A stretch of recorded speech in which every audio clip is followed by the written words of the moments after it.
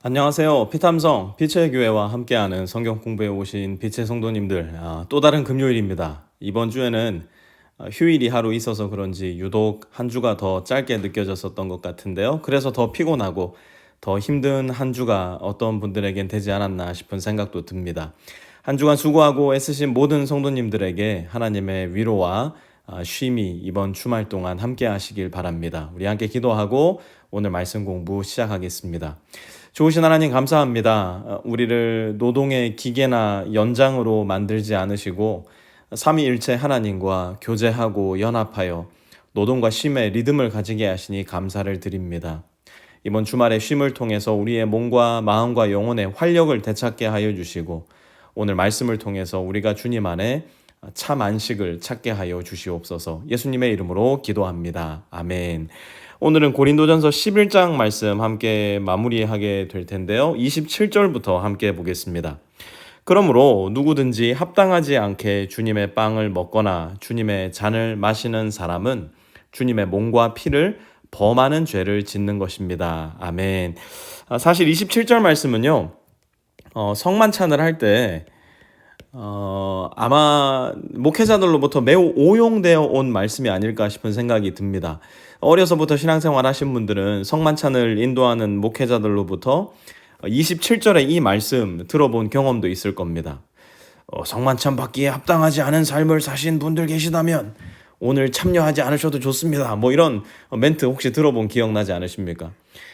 도대체 성만찬에 참여하기 합당한 사람 누가 있을까요? 여러분 제가 분명히 말씀드리지만 우리는 모두 다 all, everyone 모두가 주님의 몸과 피를 받기에 합당하지 않습니다.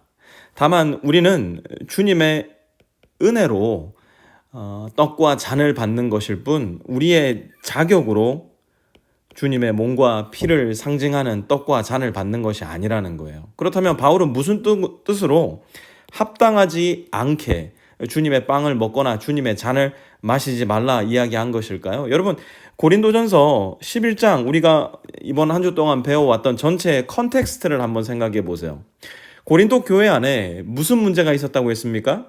부자와 가난한 자 사이에 나눔이 있었던 거예요. 부자는 실컷 먹고 마셔서 배 터지게 널브러져 있었던 반면에 가난한 사람은 뒤늦게 교회에 와서 보면 아무것도 먹을 것도 마실 것도 없어 느끼는 소외감, 단절감, 이것이 교회 안에 가득했다는 겁니다.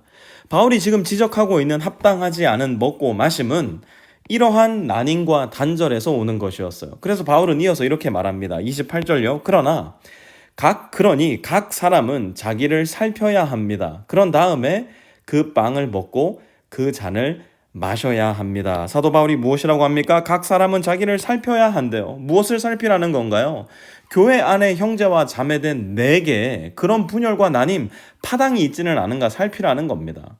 혹 내 마음 가운데 어떤 한 사람을 두고 용서하지도 못하고 받아들이지도 못하고 사랑하려는 의지조차 없지는 않은지 먼저 나를 살펴야 된다는 겁니다. 29절도 이어서 봅니다. 몸을 분별함이 없이 먹고 마시는 사람은 자기에게 내릴 심판을 먹고 마시는 것입니다. 아멘. 여러분 한번 예수님을 생각해 보세요. 예수님이 왜 그분의 몸을 우리에게 주셨습니까? 왜 그분의 피를 우리에게 마시라고 하셨나요? 다 예수 그리스도를 머리로 모신 한 몸이 되기 위해서였어요. 그런데 예수님이 하나 되게 하신 이 한 몸을 내가 미워하고 용서하지 못하고 시기함으로 갈기갈기 찢어내고 있다면 내가 받을 것은 더 이상 주님의 몸과 피가 아닌 주님의 엄중한 심판이 될 수밖에 없을 거라는 거예요. 30절에서 32절도 보면요. 이 때문에 여러분 가운데는 몸이 약한 사람과 병든 사람이 많고 죽은 사람도 적지 않습니다.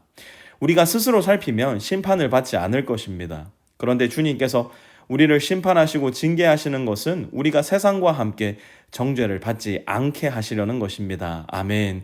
주님께서 하나 되라고 주신 음식을 가지고 너와 나 사이에 구분과 경계를 만드는 어리석은 짓을 하고 있으니 따라올 수밖에 없는 어리석은 비극, 죽음, 심판, 징계, 정죄라는 겁니다.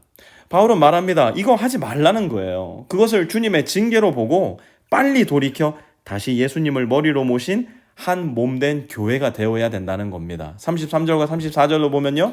그러므로 나의 형제 자매 여러분, 여러분이 먹으려고 모일 때에는 서로 기다리십시오. 배가 고픈 사람은 집에서 먹어야 할 것입니다. 그것은 여러분이 모이는 일로 심판받는 일이 없도록 하려는 것입니다. 그 밖에 남은 문제들은 내가 가서 바로 잡겠습니다. 아멘. 바울은 교회 안에 먹고 마시는 사소한 문제가 교회 안에 가져온 큰 분열을 그냥 지나치지 않았어요. 항상 교회의 문제는 사소한 문제로 시작이 됩니다. 사소한 문제가 큰 문제로 늘 번지게 되는 것이 교회의 특징이에요. 이거 그냥 지나칠 수 없다는 겁니다. 먹고 마시는 문제로 부자와 가난한 사람이 나뉘어지는 것은 교회의 비극임을 바울은 분명히 알고 있었어요. 먹고 마시는 문제로 계급 차이, 신분 차이, 등급 차이가 난다면 그것은 교회가 교회 되기를 포기하는 것임을 바울은 알고 있었던 것이에요. 그렇다면 2022년을 살아가는 우리 빛의 교회, 우리 교회는 과연 어떨까요? 우리 사이에 나님이 생기는 이유, 너와 나 사이에 벽이 생기는 가장 주된 이유는 무엇일까요? 저는 우리 교회 안에 존재하는 개인주의의 문제가 우리 안에 나님을 갖게 하는 가장 주된 이유가 아닐까 생각해 봅니다. 개인주의가 뭡니까? 좋게 생각해 보면 다른 사람 피해주고 싶지 않은 거예요. 다른 사람 귀찮게 하고 싶지 않은 거예요. 그런데 그 이면을 들여다보면요. 그냥 혹시 다른 사람이 귀찮은 것은 아닐까요? 하지만 만약 우리가 교회라면 우리가 예수 그리스도의 십자가를 통하여 구원받은 예수님이 머리된 몸이라면 우리는 그렇게 살 수 없어요. 만약 사도 바울이 우리에게 오늘 편지를 한다면 여러분이 먹으려고 모일 때에는 서로 기다리십시오라고 더 이상 말하지는 않을 겁니다. 그러면 무엇이라고 이야기할까요? 서로에게 먼저 다가가십시오라고 말할지 몰라요. 서로에게 먼저 인사해 주십시오. 서로를 먼저 환영해 주십시오. 서로에게 먼저 따뜻하게 내 이름을 말해 주십시오. 서로의 손을 잡고 어깨를 토닥이고 안아 주십시오. 절대 교회 안에 홀로 서 있는 사람 없게 하십시오. 커피잔을 건네 주십시오. 도넛을 나눠 주십시오. 이야기를 먼저 시작하십시오. 빛의 교회 안에 가득한 개인주의라는 우상을 십자가의 은혜로 완전히 부수어 버리십시오. 사도 바울이 오늘 우리 교회에 전할 이야기가 될지도 몰라요. 그래서 오늘 말씀의 결론입니다. 오늘의 말씀 코치님들은 이 문구를 그대로 사용하셔서 말씀 나눔해 주셔서 좋을 것 같아요. 오늘의 결론과 적용입니다. 우리 교회는 예수님의 몸입니다. 그러므로 내가 홀로 있는 누군가에게 형제 자매가 되어 주어야 합니다. 이번 주일 한 번도 얘기해 보지 않은 누군가에게 내가 먼저 따뜻한 손을 내밀어 보려 합니다. 우리 그렇게 서로에게 따뜻하고 건강한 예수 그리스도를 머리로 모신 건강한 몸의 일부가 되어 주었으면 좋겠습니다. 주님 감사합니다. 혹 우리 교회 안에 뿌리 깊이 자리하고 있는 난임과 분열의 문제들이 있다면 우리에게 지혜와 용기와 분별력을 주셔서 그것을 알아볼 수 있게 도와주시고 잘 다룰 수 있게 하셔서 우리가 주님을 머리로 모신 한 몸된 교회로 건강하게 자라갈 수 있게 도와주십시오. 예수님의 이름으로 기도합니다. 아멘.